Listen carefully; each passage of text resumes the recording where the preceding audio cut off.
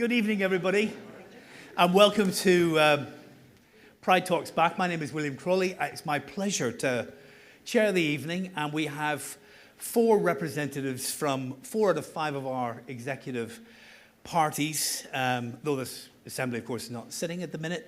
But we have the Ulster Unionist leader here, Doug Beattie. Let's welcome him.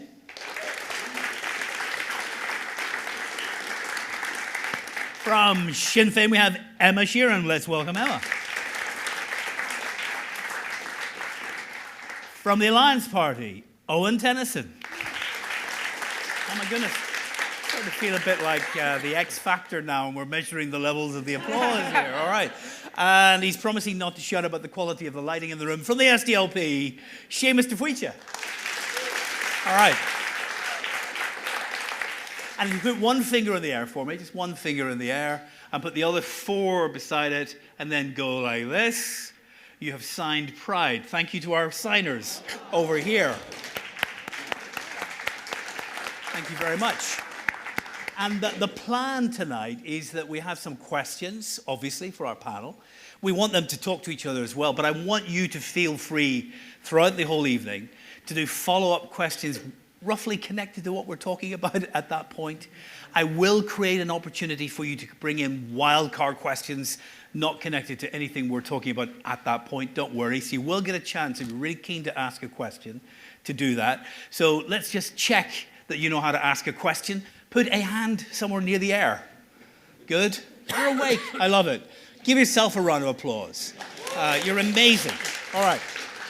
First question to our panel tonight, and some of these questions have been suggested by Instagram and other ways into the evening. Which political party here do you believe has most advanced the interests of the LGBTQ community historically in Northern Ireland? Doug Beattie. Goodness me. I'm going to bank my applause from the very start of this, by the way, just because later on it may be a different reaction. But look, it's a partisan. Stop it! Come on. It's a partisan question that you say. Well, look, we can all pluck out something. Go ahead, pluck out something. Well, I will. I'll pluck out Jeffrey Dudgeon. I'll pluck out Jeffrey Dudgeon, a man who challenged the status quo. And got change here on homosexuality. That is somebody who absolutely changed our future, changed the future for the people in this room, changed the future for our society. So we all have bits that we have given and put into the melting pot of where we are now. And of course, it's easy for me as the leader of the Ulster Unionist Party to say we've done it all, but we haven't. We have learned, and we've always learned, and we've taken the criticisms along the way. Was he a maverick?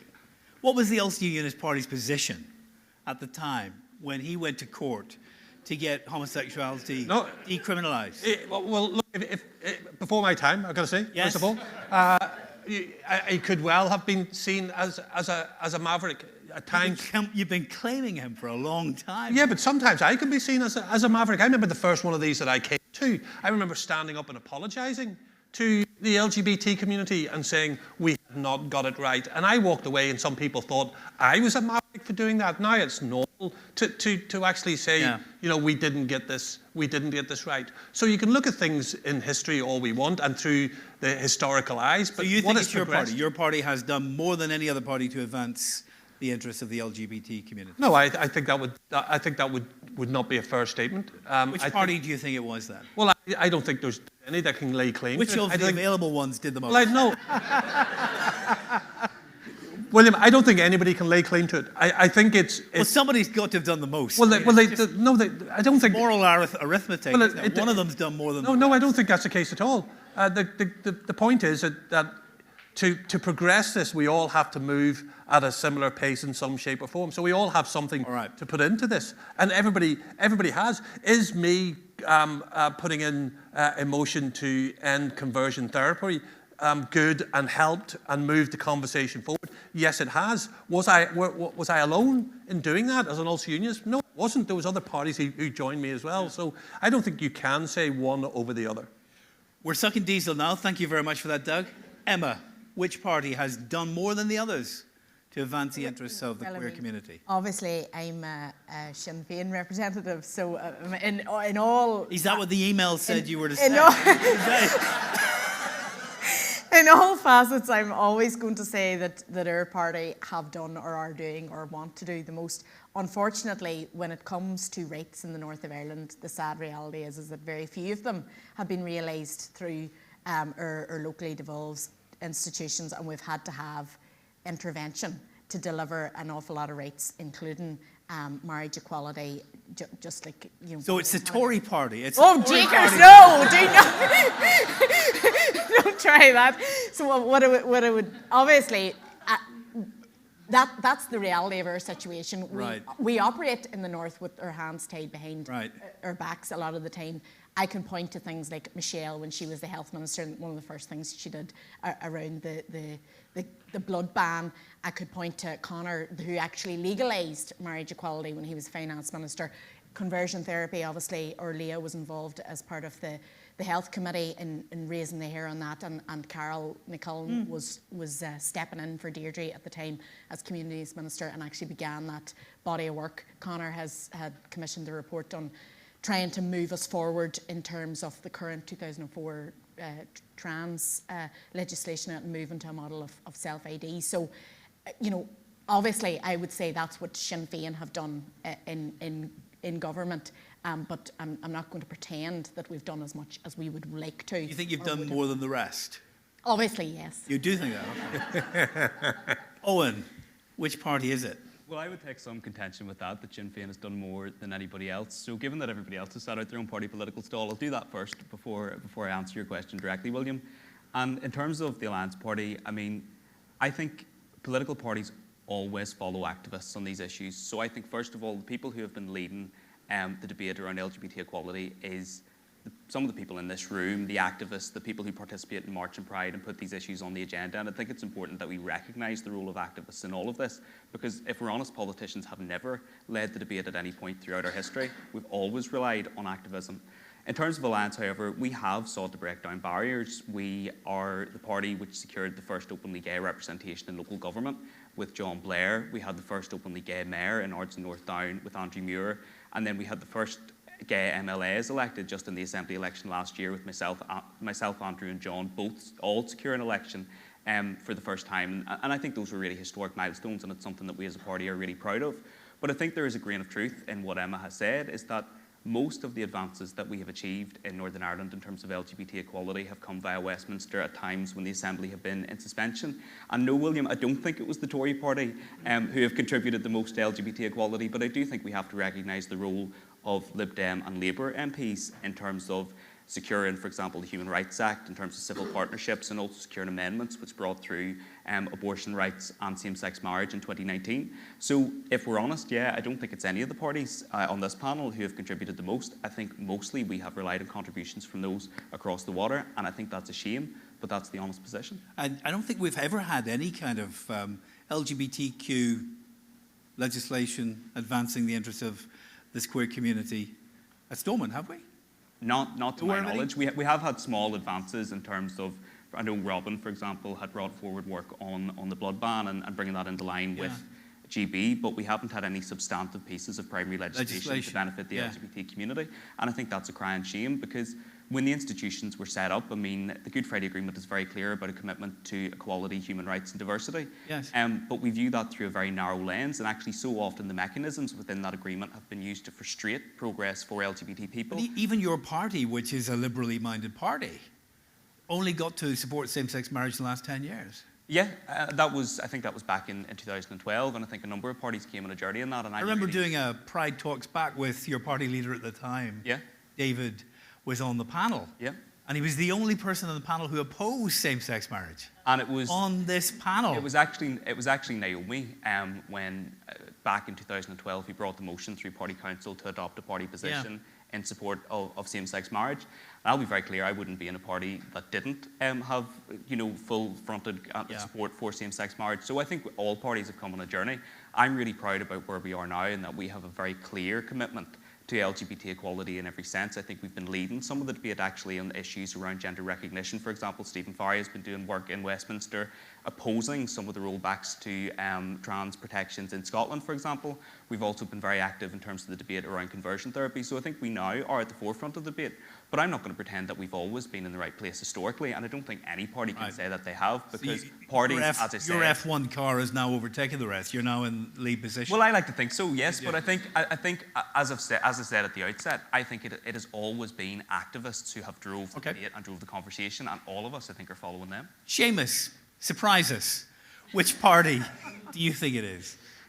Well, actually, I'm going to start by correcting the record a little bit, which is to say that it has been one party from the kind of Westminster GB parties who have led most of the advancements and changes in legislation here, and that has been the British Labour Party. So I think all of us owe some degree of a debt of gratitude to the fact that we have relied upon either Labour governments or Labour MPs who've engaged with activists and campaigners and some of the political parties here to deliver some of the changes we've seen. Yeah. It should never have had to have been like that, but unfortunately in so many circumstances it has been, whether it's been from the introduction of civil partnerships back in 2005, I think. Rarely now that I get to be able to say something that was before my time, but before my time. And then obviously the introduction of equal marriage, both in the first instance whenever it was introduced in GB, and then whenever it was extended to Northern Ireland through Labour Party votes in the House of Commons. Look, I can wax lyrical about the SDLP's record in relation to LGBT issues, and like Owen said, no party up here has a perfect record, but I'm very proud to be in the same party that P.A. McLaughlin was in, one of the founders of Belfast Pride, and someone who I've taken a huge amount of inspiration from over the years, and who I was really proud to count as a friend in the later years of his life. I think all of us have particular ways to go in terms of certain issues, but we have done our bit in terms of fighting to see equal marriage delivered, in terms of fighting against discrimination and the discriminatory blood ban and campaigning against that. In terms of, in Belfast City Council alone, fighting to secure more funding that has come to the LGBT organisations in the city for capacity building and actually strengthening their organisations than has ever come from a Stormont department. So there are many different things I think we can stand up, all of us, and say, claim and take credit for. But I think all of us probably actually owe a debt of gratitude more to the Labour Party in terms of a political Which is, party. Of course, your sister party, so you're claiming that as well. All right, so you're all claiming it in some way or other, but you're also being honest about the ripples on the way and the walls and the hurdles, and I'll pick your metaphors, on the way to all of this. Let me ask you another question, and that is to do with this particular Pride and the Pride Parade, which is happening on Saturday. There will be two groups who will not be on that parade. On Saturday, the police will not be there because they've chosen to withdraw, and Ulster Rugby will not be represented there because they applied and their application was turned down by Pride. Can you comment on both of those? Take it away, you've got your hand there. Go ahead. Look, I actually campaigned back in 2017, 2018, quite vigorously to get all of the kind of sporting codes on board and engaged in Belfast Pride, and actively taking a kind of participatory role to show that sport is an arena that can be open to everybody and that it can be a friendly place for LGBT people. And I'm really proud to see the advancements we've seen since then in terms of their engagement and involvement of Pride. You know, the foundation of things like Erica Ula, the teams that have gone out of their way to support their LGBT members and activists. Police and rugby, though. Let's get to this. I think there's a particular question that the IRFU have to answer in terms of their approach around safeguarding, and it seems, from my understanding, that the GAA has approached that in a much better kind of view, to be perfectly honest. And perhaps the IRFU maybe needs to learn from the GAA and how they've done that. So do you agree with them being denied a presence on the parade? Yes. You do? Yes. And on the police? Well, look, in terms of the PSNI, I think it's a deeply retrograde step. I think the Chief Constable is out of touch with where public opinion is in relation to this. I have sought a meeting with the police Chief Constable. I understand that there's a meeting to take place on Wednesday next week with the Assistant Chief Constable. An emissary or a deputy is not enough. the Chief Constable has to understand the hurt that this decision has caused to our community, that it has opened us up to further attacks from the far right and those who seek to deny our rights, and those who seek to try to suggest that pride is something that is wrong, that pride is something that should not be taking place in our city, and that public organisations and bodies should not encourage their staff to go to that. I think the Chief Constable has to apologise and he has to reinstate the PSNI in Belfast Pride. Thank you very much. Emma? Yeah, I mean, I can't disagree with anything Seamus has said there. I mean, I think obviously when the PSNA started attending Pride, it was something that was welcomed, and a recognition of the fact that Pride has been a protest, and obviously there are rights deficits that the LGBTQI plus community experience, and we need to have a situation where whatever walk of life you're in, whatever job you work at, whatever you do, being gay, being a lesbian, being trans, it's not something that should impede you from that. And I think their presence at the parade was from an organisation, and we know the sort of historical ramifications of policing in the north, and how much previous elements of policing were involved in, I suppose, discrimination. It was a positive step to have them involved in it, and this is something that I would agree. It's negative in all. This is the first police service who have officially taken part in a pride across these islands to withdraw, deliberately withdraw. Though the Metropolitan Police were excluded from London Pride this year, do you think rugby was right to be excluded from Belfast Pride? I mean, it's for the organisers of Pride to make that call, but it's hard to disagree with it. Given the position that they've taken around the trans community, it would be, it would be very difficult to criticise Pride for excluding them on that basis. Thank you very much, Doug. What do you say? Yeah, look, I think it's really interesting. I think you have to have open and honest debates about all of these things, even when you're about to say something which may not be universally popular. I think we are overplaying the issue about the police a little bit, I've got to say. And the reason I say that is because I still believe the police are very supportive of the LGBT community. Their officers will still be there and are allowed to be there on the day, and I believe they will have a stall at Pride as well. They've given their reasons why they are not attending, and I think, you have to accept that. I mean, if they were given a reason, though, Doug, if they were turning around and cutting all links, all ties, all conversations with the LGBT community, or even with Pride, then I could see where the criticism is. So I find it hard to criticise when they've made a decision and given a reason for that decision. They haven't given a reason, Doug. They did give it. They said that they wouldn't take part in cause issues, and that takes you back then. Seamus, that takes you back to the argument some people will have that maybe they shouldn't have taken part in the first place, because when they took part in the first place, it was a cause issue. But they take the decision. You don't outline what the issues are. They won't meet with the community until Pride, until after Pride actually happens. Let's hear Doug's position first, then you can respond to it. It's as clear as mud. Yeah. So are you saying, Doug, that you believe the police were wrong in 2017 to join the parade? Well, I think if they've now had to come out because of a cause issue, it's a protest. Yeah. Well, yes. So it's a cause issue.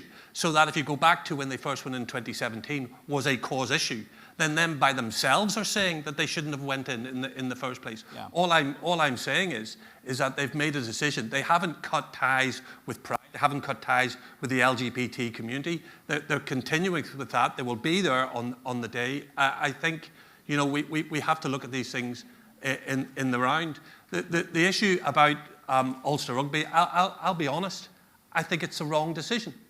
And I know that's, again, not popular. I think it's a wrong decision, because Ulster Rugby made a decision based on the evidence that they did in regards to the sport that they run and the safeguarding of the people who play that sport, that is women's rugby. And they decided that trans women shouldn't be allowed to play women's rugby. They didn't do it to spite people. They didn't do it, well, I don't think they did. I don't think they did it to spite people. I think they did it because it was a safeguarding issue with the sport that they are involved with. So therefore, I thought banning them was a wrong step? Owen. I think there are a number of things. I mean, first, I disagree with you on both fronts, Doug. I think you're wrong on both of these issues. I mean, first of all, as a fundamental principle, it is for the LGBT community and the committees of the respective Pride parades to determine who can and cannot participate. It's not for the PSNI to withdraw after years of building relationships and hard work. But on the Ulster Rugby issue, I mean, first of all, Pride will use their position to try and influence policy. It is absolutely their right to do that and to ensure that people aren't pinkwashing and that the policies actually live up to participation in Pride and that visibility. So it's entirely within the gift of the Pride Committee to determine who can and cannot participate in the march on that basis. In terms of Ulster Rugby, I accept that trans participation in sport is a complex area. There are safeguarding issues which have to be considered, but other similar sports like the GAA have managed to put in place a framework which balances those competing considerations, and they've managed to do that in a way which is acceptable both to the trans community and also addresses safeguarding concerns. And that is absolutely the right approach. We need to be having these conversations with the trans community themselves and ensuring the policies in place are fair, are inclusive, and protect the dignity of trans people, which is the most important element of all of this. And a blanket ban doesn't respect the dignity of trans people in a way that a framework like the GAA has put in place does. So that's the first thing, and it's entirely within the gift of Pride to lobby on that front. But on the police decision, I mean, for the police, after 25 years of investment, to deal with the perception of homophobia within the PSNI, to reach out to the LGBT community, to deal with underreporting of hate crime and domestic violence in same-sex relationships, to allow their LGBT network to be formed in the early 2000s, to have officers march in T-shirts in 2007, and then participate in full uniform in 2017. To now undo all of that progress in one foul swoop is a slap in the face for the community, but a slap in the face at a time when we need participation most. Because trans hate crime is at worrying levels. We see an onslaught of LGBT public representatives on social media. Just a number of weeks ago, one of my colleagues had a hoax device left outside their home wrapped in a pride flag. That is when we need the police at Pride standing in solidarity with our community against the attacks that we face, because they are a police service for the LGBT community just as much as they are a police service for anybody else in Northern Ireland. And that symbolism is important given the history, because it's all right and well saying, but yes, the LGBT community can still go and report these things, and there's still conversations, there's still engagement. But that doesn't recognise that for far too long the LGBT community felt that they couldn't access justice in the same way as other people, and so there is an obligation on the police to reach out. But there are a number of issues here, William. First of all, if the police are telling us now that participation hinges upon their impartiality, are they seriously raising questions about the impartiality of their policing operations over the past 6 years? Because if they are, that is a serious issue. But also, they haven't adequately explained what is different this year. And they also haven't told us why their impartiality assessment differs from the assessment of that of Police Scotland, of the police in Wales, and various constabularies in England. Why is Northern Ireland a different category? It doesn't make sense. They also haven't explained why no senior officer has fronted up to explain the decision in the media. They put out a statement after weeks of speculation on a Friday afternoon during the 12th holidays. Now, as a member of the community, I found that insulting, because at the very least, senior officers owe the community an explanation, a meaningful explanation, not a general statement about why they have taken this decision. What do you think is the reason? I don't know. I mean, I honestly cannot get my head around. Well, there are lots of people who are speculating it's the fact that the parade this year has the slogan, "Stand by your trans." And that would be concerning. I think that's the reason? Well, I don't know, but I think that if that were to be the reason, and this is the element of it that I think is the most problematic, the whole sort of focus or concentration on the fact that they cannot be impartial and support a cause suggests that being opposed to rights for trans people or being opposed to rights for LGBTQA plus people as a whole is a valid thing, it's is more, legitimate. it's and more for than that that, to be Emma. the position of the police service is worrying. It is more than that, Emma, because I have heard comparisons in the media and elsewhere over recent weeks where people have compared participation in Pride to participation in an Orange March on the 12th of July. Now, one of those is about a political, cultural and religious choice.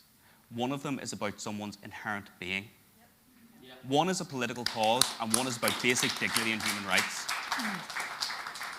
I just say, William, like I have... But I've written to the isn't Pride also trying to affect change in legislation? Isn't it, and it advertises itself as a cause and as a protest? But I think even you are amongst trying ourselves to change as a legislation. That is not just representation of identity. Amongst ourselves as a community, we all have our own different definitions of pride. And there will be people here in the audience this evening who may be uncomfortable about the idea about the police being involved in Pride. Yeah. But fundamentally, the problem is still, we don't know the answer to why the police withdrew. I've written to the Chief Constable on 3 separate occasions in relation to this. I've spoken to his office, I've spoken to ACC Singleton's office. I have yet to get an answer. All I have had so far is an acknowledgement that my initial letter was received by the Chief Constable, and I have received nothing back to say, this is why the PSNI took that decision. Not a response back to an invitation to meet with the Chief Constable, nothing. And then what we find out now is that there's going to be a meeting on Wednesday with the Assistant Chief Constable. So the Chief Constable himself can't even bother to reply to us or bother to turn up to the meeting. We are owed an explanation at the very least as to why the PSNI have taken this cowardly decision to hide behind a statement, to withdraw from our community and put us in the position where people feel that they're at risk. And I say this, I have difficulty when it comes to the police's responses and reactions to issues around our community as well. And I have that on a personal level. In the middle of lockdown, I was followed into City Hall by a man threatening to rape me. And the PSNI responding officer said, well, it's not really that much of a big deal, but if you can give a statement anyway. I am still here advocating for the participation of the PSNI in Pride because I recognise the importance and the value of building up trust and respect and the relationships that our community and the police need to have in order to tackle things like hate crime, in order to tackle things like domestic violence, and in order to make sure that we are safe and we can live our lives safely. Thank you, Seamus. I want to come back to you, Doug, but I'll also say I'm going to come to you in a minute, because I sense there are a bunch of people here who want to take part. Maybe there's some people in the trans community, there may be people who are in the police, there may be people here who are involved in sport, particularly want to get involved, or people who are involved in the Pride organisation. Come to you in a second, put your hands in the air, but a response to what you've heard so far. Well, you see, I mean, this is... There's nothing I can disagree with in what's being said here. I mean, Seamus is right. They deserve a full explanation. I have no issue with that whatsoever. The police need to come out and they need to make it absolutely clear what the issue is. And that can allay a lot of the concerns that people have. So I can't disagree that there needs to be better engagement, that people need to come out and explain better why they have made the decision that they have made. But the point that I make is they've made that decision, but they have not withdrawn from their engagement with the LGBTQ community. They haven't stopped their engagement with Pride. They will still be there on the Pride parade. What do you mean by that? They have a stall, don't they? They have a stall. That's not on the parade, though. No, but they have a stall at the village.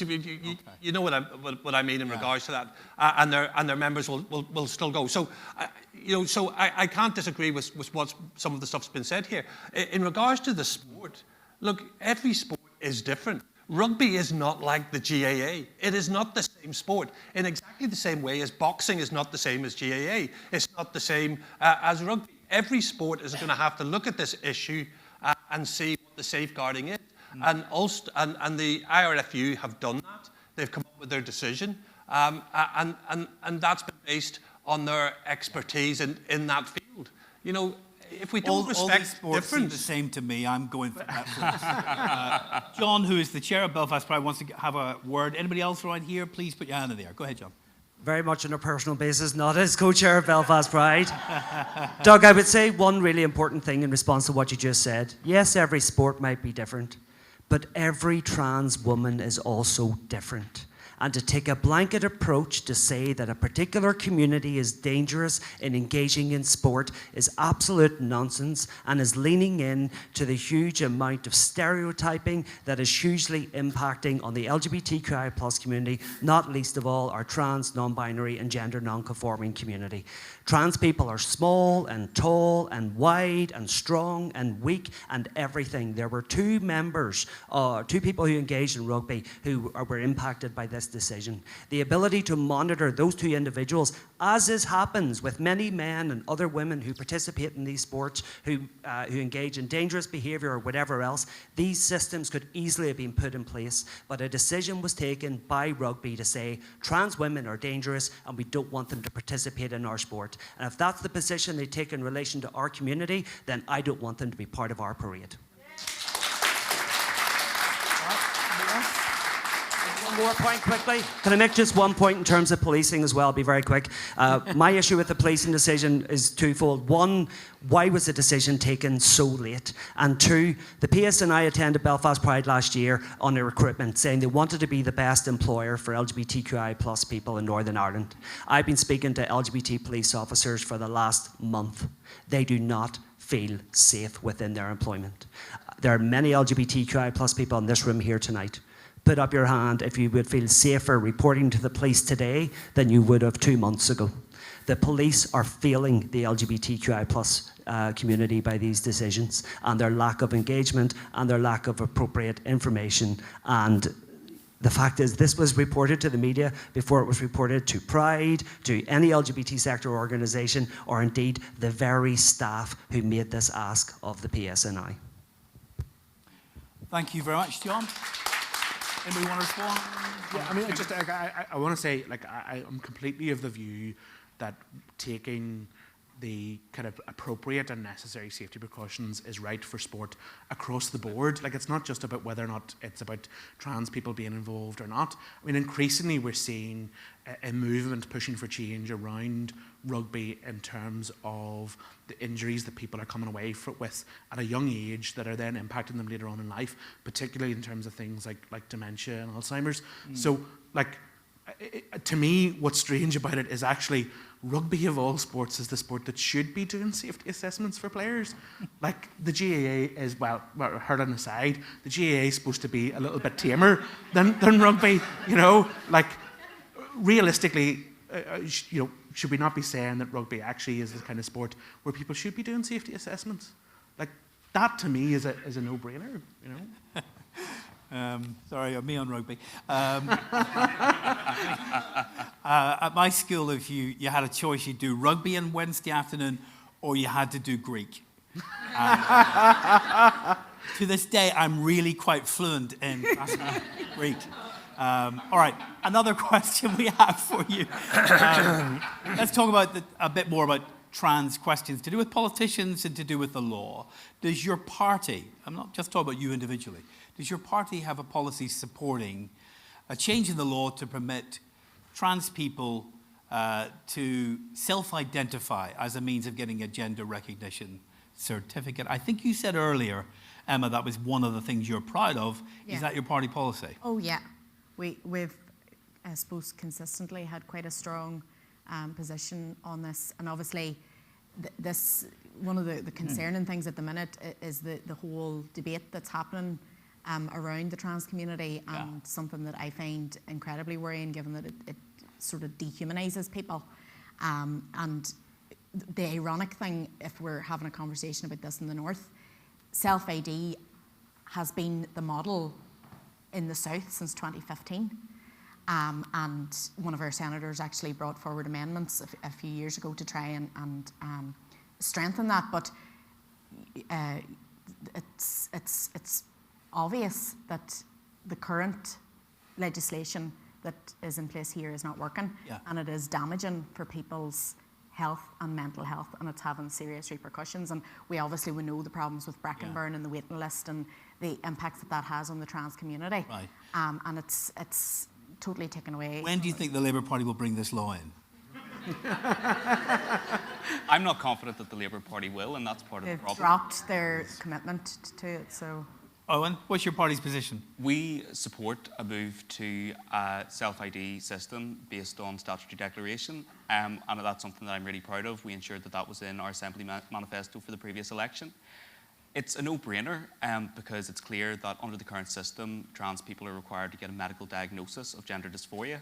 Now, at a time when the World Health Organization is telling us to depathologize, trans identities and move to a well-being approach, an identity approach, rather than a mental health approach, that is completely counterproductive and at odds with international best practice. And we need to listen to that evidence and move in that same direction. As Emma has said, there are other countries who are already doing this successfully. But trans people are telling us that they're finding this process invasive and traumatizing. And it's presented as though it's some radical shift. It's not. It's a simplification of an already existing process. There's already the ability for a trans person without medical intervention to go along with the diagnosis and be recognised in their legal gender. And it only affects a small element of their lives. It only affects registering things like deaths and marriages. So, for example, if you're a trans person and you're on the waiting list for Brackenburn, you could be there for 6 years. So say you join the waiting list whenever you're 18, you meet somebody in your early 20s and you decide that you want to get married in your acquired gender. You are not able to do that under the current system because you can't access a diagnosis of gender dysphoria. Now that has a real impact on that trans person's ability to live authentically as themselves and happily and to exercise their own rights to marriage and other things. And so we need to take that seriously and deal with it. And I think there's been a huge amount of hysteria thrown up in Scotland and elsewhere about access to single-sex spaces and prisons and bathrooms, all of which are nothing to do with the gender recognition process. It does not afford trans people one single additional right in relation to their access to single-sex spaces. It just simplifies what is a really arduous and dehumanising process that they currently go through. Thank you very much. Kevin? Yeah, well, I suppose similarly to Owen's party, we've opposed the British government's attempts to override what has happened in Scotland, which I think not only in terms of it being something that has interfered in progressing trans rights, but also has been a massive overreach in terms of the devolution settlement, and something which should concern, I think, all parties who are committed to the idea that we should be able to take decisions here, or parties in Scotland should be able to take decisions in Scotland. I will admit quite freely to saying that our party doesn't have an official policy in relation to this issue because nothing has been passed at our party conference. But as I said, we voted in a particular way. Did you just not get round to a debate about it, or is there a bigger issue in the background? At the most recent party conference, which actually I missed, there was a unanimous motion passed condemning transphobia and standing up against that. And I think I would like to think as the discussion continues that people will see, and very clearly it's demonstrable in the South. We've had this change for almost a decade. The sky hasn't fallen in. Yes, but your party hasn't seen that. We haven't. So why hasn't your party seen that? The mechanisms of political parties are obscure, and the other two parties have. And maybe their mechanism is a little bit more well-oiled than ours. But I think very clearly the issues that have been thrown up and the red herrings that have been thrown up around self-ID in the debate and discussion in Scotland are things that are actually going to set us back. And the reality is, and I would look back over the 5 years that I've been a councillor, I can recall every single time that I or a member of my party has had to stand up and remark on the death of a woman in this city or in Northern Ireland. And in every single instance, it has been at the hands of a cisgender male. And so any of the suggestion that self-ID or anything else like that is going to move towards a system that removes protections or rights for people, I think is wrong. And I think actually what we need to do is refocus our attention towards how we eliminate misogyny within our society and don't allow misogynistic arguments to Seamus, your party struggled with the abortion question, didn't it, for quite a long time, and then came to a position. And it was a very, very difficult journey for your party, and we've all spoken to many people within the party. It was a very divisive issue within the party. Is that where you are now on the trans ID issue within the SDLP? You're staying away from raising it in the party conference because all hell's going to break loose. I don't think so, and I think that the issue of abortion, I suppose, is different in the sense that the SDLP emerged from a civil rights movement that was largely shaped by people of a Catholic faith seeking civil rights and self-determination in the 60s. And so for the older generations of the party was probably quite shaped by a particular ethos. But things have changed. As that's gone now, is it?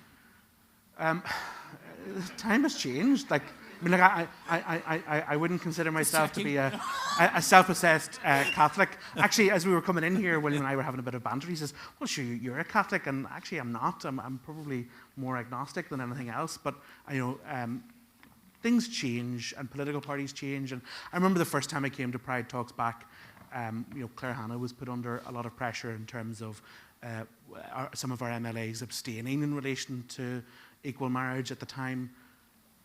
Persuasion is a powerful tool. It's how we won the referendum on marriage equality.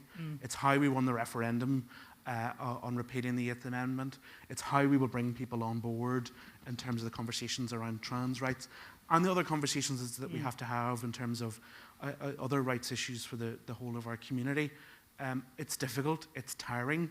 I mean, goodness knows, I'm exhausted. Yeah, but your party's not there. Yeah, the Catholic Church is against self-ID, as you know. I don't know the bishops are against self-ID. So I'm just so. wondering if what you've described in terms of the backdrop of the abortion debate is still there with the trans ID issue, because there is a backdrop of opposition to it within the party. But I don't think so. You don't think so?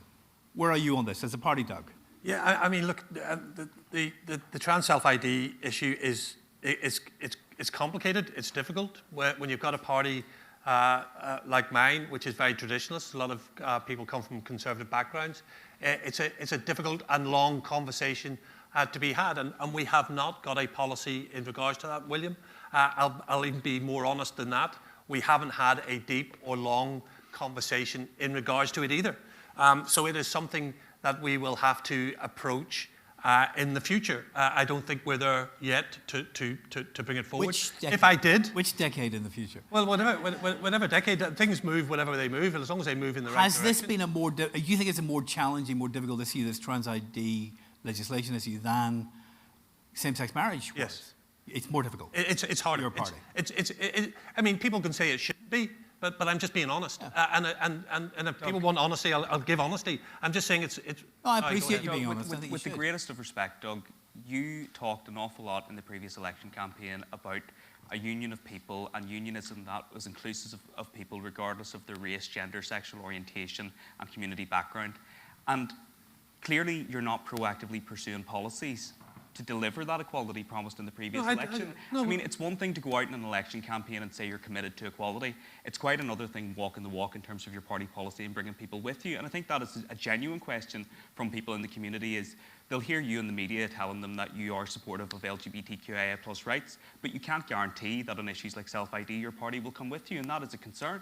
No, and there's part of that which you're right. I can't guarantee what people will think and what a party will decide in regards, because we are a party of people who come together and collectively make our policy decisions going forward, and I will give my opinion in regards to that. But listen, let's not say just because we have an issue with certain aspects here that in any way whatsoever that I don't treat everybody with respect, that I don't look at people as people regardless of their religion or sexual orientation or whatever their background comes from. I think it's disingenuous for anybody to think that I don't reach out to as many people as I possibly can. Do I disagree?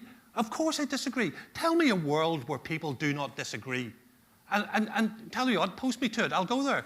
People will disagree, and we will have disagreements. I guarantee the vast majority of people sitting in this audience will disagree with me on an awful lot of the issues that I'm going to say here. Yeah. But I do speak to people, and I've got to say, there is a concern out there, and there is a conversation that needs to be out there, because there are many, many females out there who are concerned about single-sex spaces. They are. Whether we want to talk about it or not, they are, and we have to address that as well. Political leadership, Doug, is about explaining to those people what self-ID means and explaining to them that it doesn't impact people's right to access single-sex spaces and doesn't remove the ability of people to take proportionate action in pursuit of a legitimate aim in, for example, women's refuges and prisons where risk is identified regardless of the gender identity of an individual. Of course. Political leadership is about bringing people with you, not just talking about LGBT rights when it seems fashionable or it might win votes. And I think that's really important, that we don't start to pinkwash our positions on these issues and that we actually lead even when the debate is difficult. And I think that is the test of true activism and allyship for the LGBT community. I got to say, I'm sitting here in this space, and I said this, that there'll be people who disagree with me. I'm having this conversation. I can lie to you, of course. I can lie to you for the applause if you so wish, but I want to be honest with you. So I am being honest with you. There is issues out there, and it doesn't matter whether you agree or disagree with me. You have to address this particular issue, and that is women do have a concern about the spaces which they think are being undermined, whether you agree or whether you don't agree. And in some cases, we all do agree, and we don't even realise that we agree. If I look at our programme here, which is for Pride programme, and there you have trans-only swimming. Why trans-only swimming? Well, it says here so that they can come together and they can be themselves, and they don't have to worry about what anybody else thinks. I have no issue with that. No issue with that whatsoever. So for a woman to say exactly the same sort of thing, why is that not fair? Not all women. Of course not all. I can't speak for everybody. I'm only raising a very fair, I think, point. All right. Sorry, William, I think there's a problem. Just one second, Seamus. I'm going to come to the audience, just to be absolutely clear. My stance on swimming is the same as my stance on rugby, all right? Listen, let's not shout Doug down, please, because there are politicians who will not be here in these chairs tonight, and he's come here representing the unionist community. I'm glad he's here. Yeah, and absolutely. from time to time, he's going to say things that other people will disagree with. I'm okay with that. I think you should be okay with that, because in the context of that open conversation, respectfully, graciously, we learn from each other. So let's keep it that way. Please, let's come to you. Get a mic, and then right behind you. Go ahead.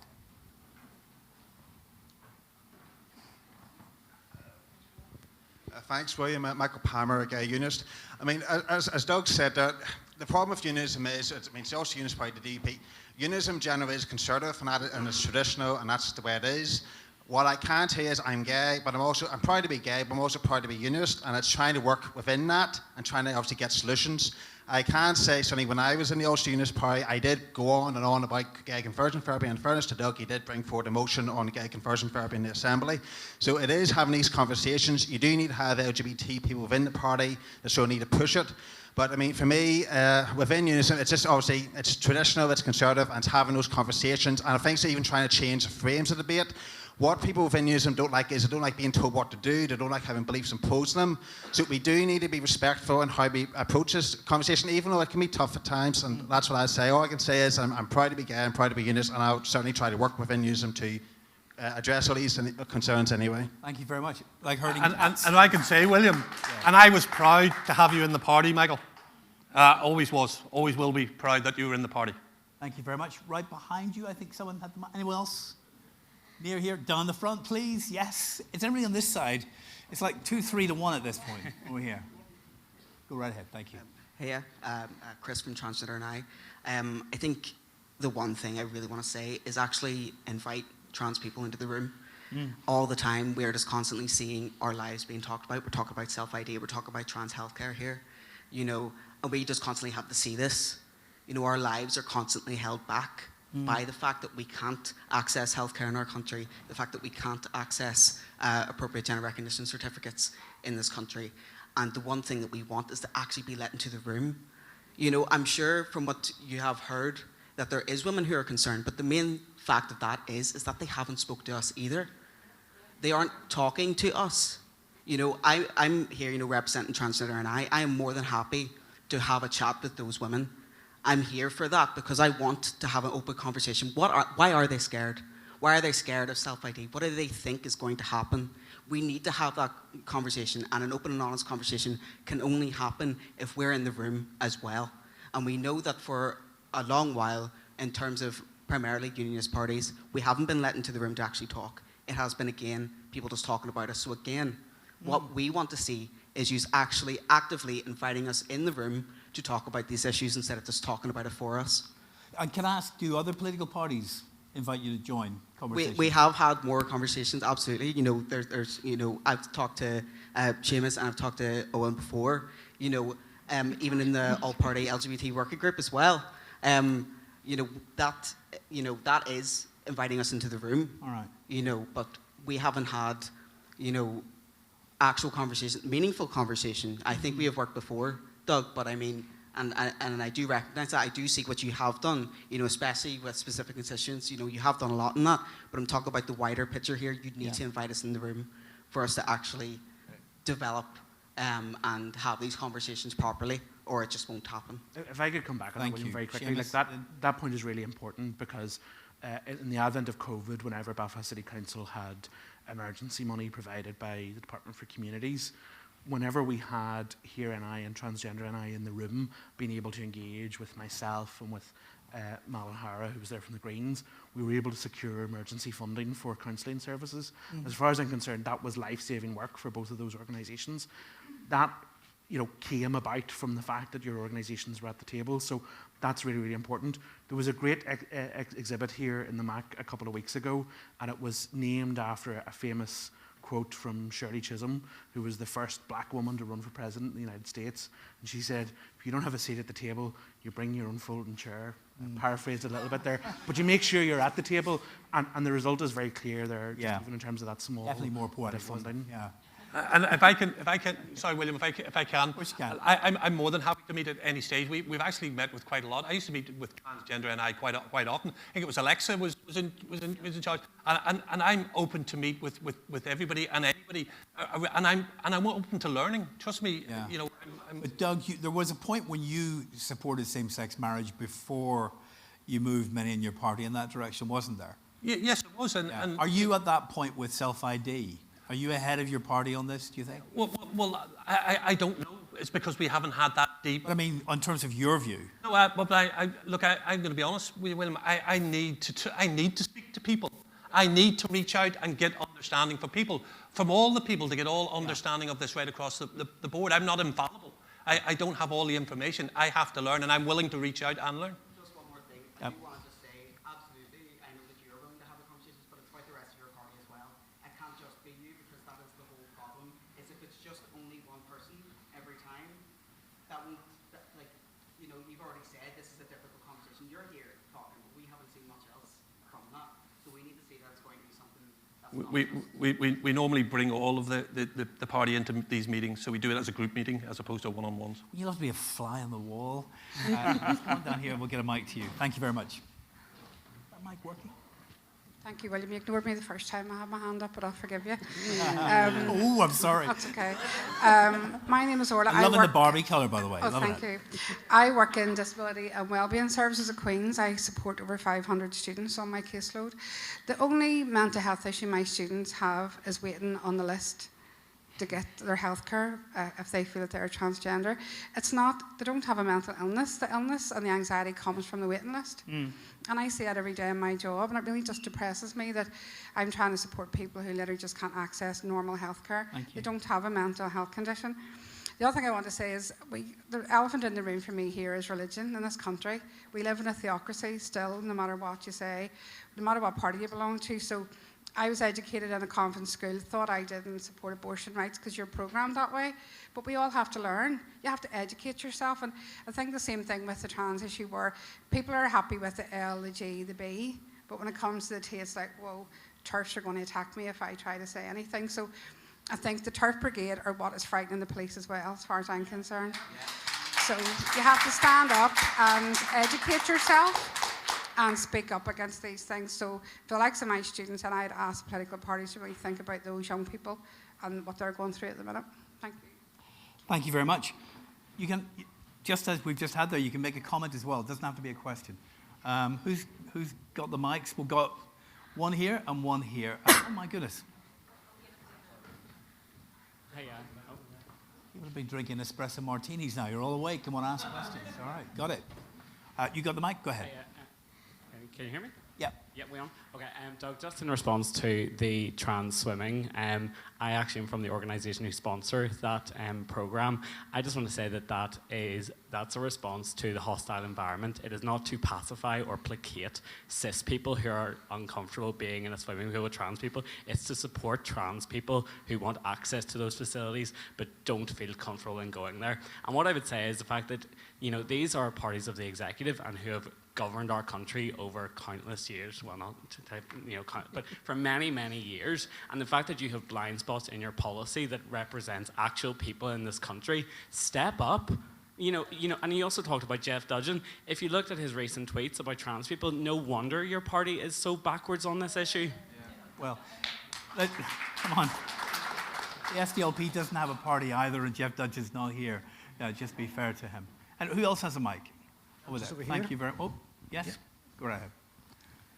So we are here to represent the deaf community and the queer deaf community here in Northern Ireland. We have realised that here in Northern Ireland there is a... Sorry, inside.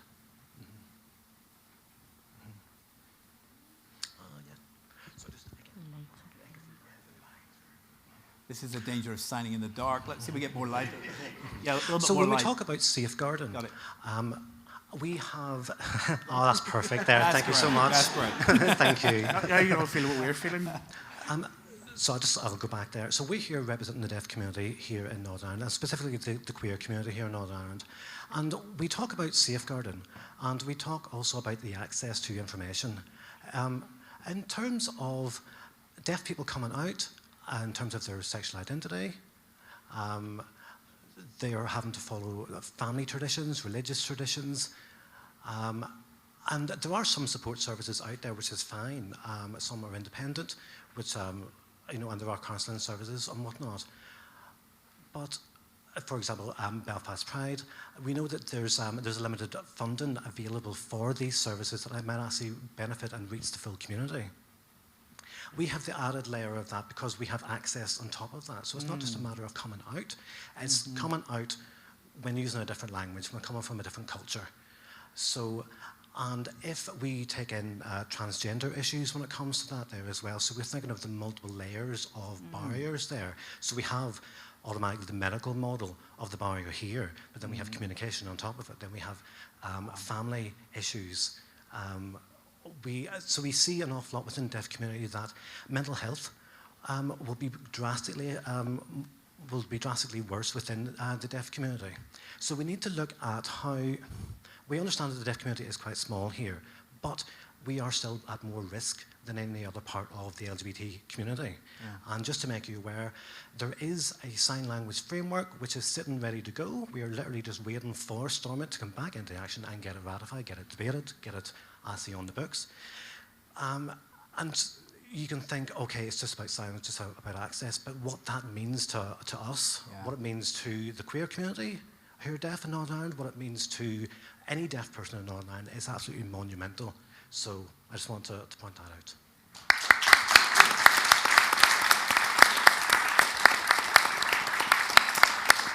Thank you very much. That's really helpful. Up here on the left. If somebody else wants to make a comment, ask a question, please do. Please do. Yeah, so of course it's great being here. I'm a mental health champion for papyrus prevention of young suicide. And often as we see, suicide is the biggest killer of people under the age of 35. And a big part of that's kind of the waiting list and the anxiety. And often a lot of young people tend to see that a lot of politicians and a lot of professionals are taking just that one-step approach. We're just saying, okay, we've seen maybe a review done, or we've had previous reports done, but really there's been no way forward, and there's been no support, of course, from having special needs. It's just scary because, especially with COVID, for me having a disability, I didn't know one day to the next where I was coming, where I was going, and just really my question is, what's your party doing to kind of help structure and support and mental health? Is there a policy, is there a strategy, is there something that you want to achieve within, should I say, a Mental Health Act to, of course, help not only the LGBTQIA community, but also our trans family as well? So we'd be interested to hear. Thank you very much. Let's get you some responses from our panel, and also to do with this sort of double exclusion that you were talking about with the deaf community, ways in which your parties are engaged with these communities represented. Who would like to go first? Seamus. I'll jump in. I'm going to come first to the issue about inclusion. look, I want to get your contact details after this is over, if that's okay, because we're doing some work in Belfast City Council around making some more of our leisure services in particular more inclusive and accessible, and I would love to be able to engage with you on that. And I've done some work previously with John Carberry, and you'll forgive me, I'll forget the name of the kind of the body that John represents, but let's have a chat about that and see what we can do to work together on it. I think that links in actually very well with some of the issues in terms of the mental health challenges, and it's about recognising that our community and the identities that we share are just one part of everybody's identity and personality, and everybody in the room comes with so many different shades of their background and their history and their political and social views that make up the person that they are.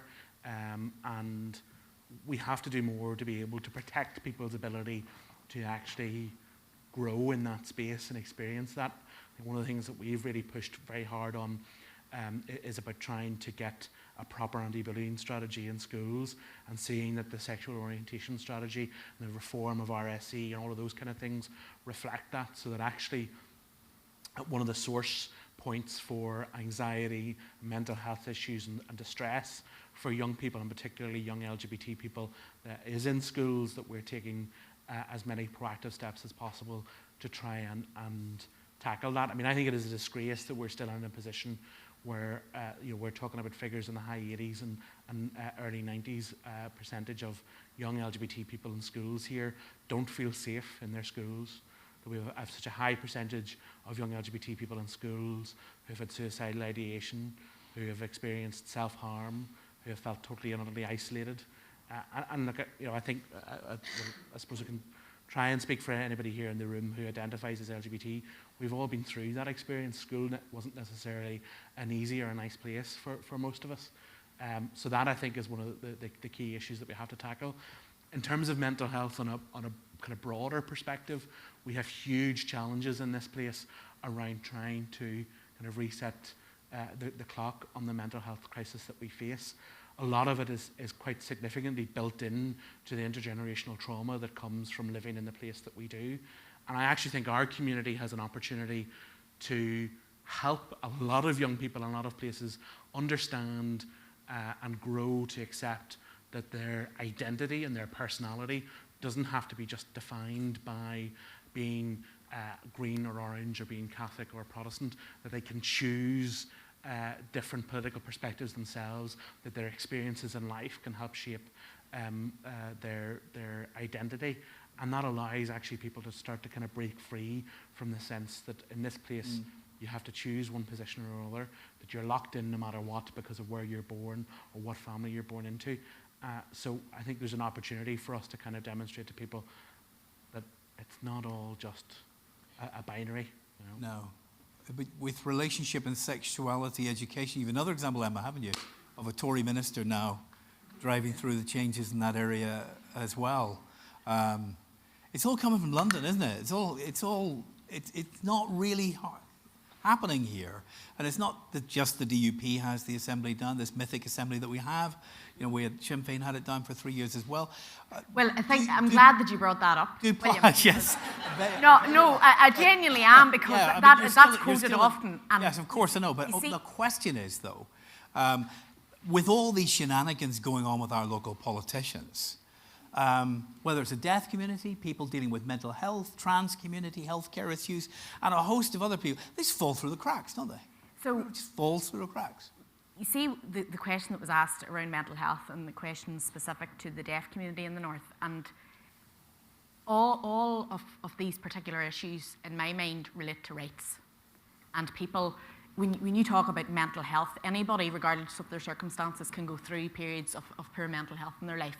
But the reality is, we had a conflict in the north of Ireland. We have high levels of deprivation. We have people who cannot access socioeconomic rights, and that will ultimately impact on a person's mental well-being and contributes to poor mental health and contributes to the worrying statistics that we see around suicide and mental ill health in the north.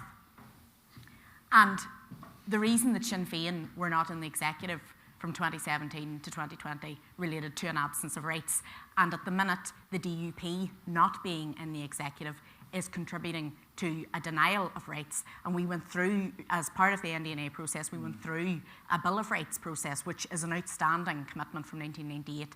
And again, the DUP, with help from the UUP, at the last minute, went through an entire process where we took evidence and we listened to loads of sector groups, and we listened to lots of citizens, and we had evidence from people who are currently living in a rights deficit, including reps from transgender NI and our trans community and LGBTQ+I community, who were telling us that this would help in the day and dailies of people right across the north, and it was denied. So in terms of things are falling through the cracks, absolutely, but I think we need to govern on a rights-based approach, and if that happens, that would be lovely. That would be lovely if that ever happened. It would be, yeah. Yes. It's worth correcting the record on that. You can also understand, Doug, why. I think it's worth correcting. One second, the record Seamus. on that. No, hang on. I give you an awful long answer. No, but Doug now. It relates directly to what Emma said. I in preparation for tonight, I'd kind of Googled about the last couple of series of Pride Talks Back. The last time that I was on this panel, Doug was here too, and Michelle O'Neill was here. Sinn Féin had election posters up saying marriage equality now, LGBT rights now, and Michelle O'Neill came, and the headline that came out of Pride Talks Back on that particular occasion in 2019 was, O'Neill says Stormont should return without marriage equality. That's what came out of this event. That was the headline. And I didn't buy at that stage the suggestion that collapsing the Stormont is the best thing to do in order to deliver people's rights. I am an Irish nationalist. I believe as many. We did return to the executive at that time without the realisation of the rights that had been pulled down for. And that's precisely the point I'm getting to. Because we had a process whereby we had an agreement there was no majority. There was no numbers for a petition of concern in that assembly. Seamus. There was no numbers for a petition of concern in that assembly. Seamus. And Michelle O'Neill came here and told us, having electioneered on all of our rights, that it was fine enough to walk in and do a deal and not include our rights. For your sake, you should have let me bring Doug in, honestly. Let's go to Doug on this. Go ahead. I'm not even sure what the question is. I have no idea what... I do, but I guess... I do this for a living. I have no idea what that conversation is about. All right, go ahead. So William, here you raised a couple of points, and there's some really good points coming out here, and that is the fact is that stuff is falling through the cracks. Absolutely is falling through the cracks, and people are trying to do the best that they can. On the mental health, when Robin Swan brought in the mental health champion, was to try and bring forward a strategy to deal with mental health right across the board. And you know, if we try and extend that, you're really looking at what do we need here in Northern Ireland. We need an NHS. We need a mental health trust here that deals purely with the mental health pandemic that we have here in Northern Ireland, particularly with the LGBTQ community, and particularly in schools where bullying is absolutely rife, which affects people going on. So we have to deal with all of these issues. But the longer Stormont is down, time gets truncated. So if you look at where we are now, a 5-year mandate, we're already coming up to a year and a half of that gone. We then go in when we finally get Stormont up and running again, and we're into a let's get everything squeezed in that we possibly can, and there's so much legislation to do that we miss things, and we will miss things on mental health. We will miss the sign language strategy, and all of these things will drop through the cracks. And that's why it's really important to have a government up and running, to be able to look at all of these things and be able to discuss them, be able to scrutinise them, and be able to come up with a plan and order for them to be delivered. And not implement the plan, because that's what we do here. Well, exactly. That's what we do. We've been doing it with healthcare for years, all the way up to Bengoa. What is the point of you guys? What is the point of politicians here? Because look, even the articulate ones who are of great hearts and sincere are powerless. And you get into government, nothing happens. You get out of government, you complain that nothing happens. We have aspirational talk constantly, and every day, every week, every year, people are falling through the cracks. So what is the point of the political elites of Northern Ireland? Well, the point is to work for the people here in Northern Ireland. Work for the people. All of the people here in Northern Ireland, William. But the bottom line is, you can do all you want, but if you're not given the resource to do it, we had a 3-year budget. which would have allowed us to do a lot of the change we need to do within the NHS. But then Stormont collapsed and the 3-year budget's gone, and we're now left with a budget here which isn't going to make ends meet no matter which way you look at it. So you need the resource, but you need the time. You know, what would be great in Northern Ireland, it really would be, is 5 years or 10 years of honest, boring politics. Just normal politics on a day-to-day basis to be able to do the things you're talking about. No, When you talk about Bengoa. No, hang on a minute, Doug. We started this evening with you guys talking about what you haven't been able to do, yes, and what the British government has been able to do. Yes. I suspect that there are people in the queer community who are thinking, maybe we would be better off just having direct rule, then they could do more stuff in Westminster. Or maybe we should have a partnership arrangement between Dublin and London and do it that way, because Stormont is failing. What do you think? Well, that's they can vote for that if they so wish to have that. I'm a devolutionist. I want Northern Ireland to work. I want to provide. Are we failing the people? Absolutely, we're failing the people. Right. Of course we are. Who could stand here and say, what we have done has been good for all of the clearest way. There's an avalanche of hands. The clearest way. I'm going to get to this. All right, I'm going to make my way through them. We'll come to you first, and we'll make our way up the room. How's that, okay? Let's take a question here, or a comment, either way. Thank you. My name's John Lynch. I am a school teacher of 20 years. I want to just challenge a comment about what's happening currently in schools. You too haven't been in school in, what, 20, 30 years? I'm not that old, sorry. You can take that back for a start. You haven't been in school in 20, 30 years, and I think sometimes that's what's wrong with politics. They're so detached from really what's going on within the classroom. I want to give children some credit. I have seen within the classroom that it has made massive strides forwards. I'm an out teacher in my integrated school. This is my husband. He's also an out teacher in his Catholic maintained school. The pupils most pupils don't give a shit. But my issue is, one, let's bring us back to why we're here. How are you going to support trans children in schools? Because they need support. They need support. As a teacher, I need support. And see the other boys and the girls in the class, they need support. Because I can give you 100 examples where John became Jane and Jane became John. And say, for example, they go off and it's a bank holiday, they come in on a Tuesday and they're wearing a different uniform. And the wee boys and the wee girls in the class are looking and they have 1,000 questions. Sure. Which is understandable. Yeah. They're 14 years of age. And I also have 1,000 questions. But there's no training. So what I would ask you guys, what are you going to do to work with the Department of Education and the Education Authority to bring change about? Owen? You're absolutely right. And I mean, I think it's important that we recognise that there are some schools like yourselves who are doing excellent work. Right. But the challenge is that those schools who are doing this stuff really well, that is often pupil, parent and teacher led, rather than being standardised across the piece. So it becomes a postcode lottery where some kids are getting really good inclusive education and others are really missing out and actually having really damaging experiences. I mean, I was in school not that long ago and my experience wasn't fantastic, I have to say, whereas I know that I have friends now who teach in schools who have a really progressive outlook and a really good approach. And there are things that we need to do, you're absolutely right, in terms of putting LGBT awareness training in teacher training as standard and also reviewing the guidelines, statutory guidelines for schools on bullying and on RSE to ensure that every child has that inclusive experience in our education system. But this is touching, I think, on just how cross-cutting and intersectional so many of these issues are, and it requires an executive, because the RSE proposals have been sitting for years. The sign language framework has been sitting for years. The mental health strategy isn't fully funded. And the LGBTQI+ strategy we have been waiting on for 15 years. So the Assembly has been down for 40% of the time.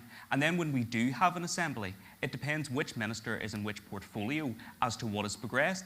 And it also depends on a hope and a prayer that the DUP and others will not abuse a cross-community vote, either in the Executive or in the Assembly, to prevent progress. So if we want sustainable government that is capable of delivering for the LGBT community and for our entire community, we need to be honest that the simple solution is reform of the institutions to ensure that no single party can either block government or block progress. And I think every party in this panel, if they're serious about delivery, need to endorse that position. I'm not going to come to all of you.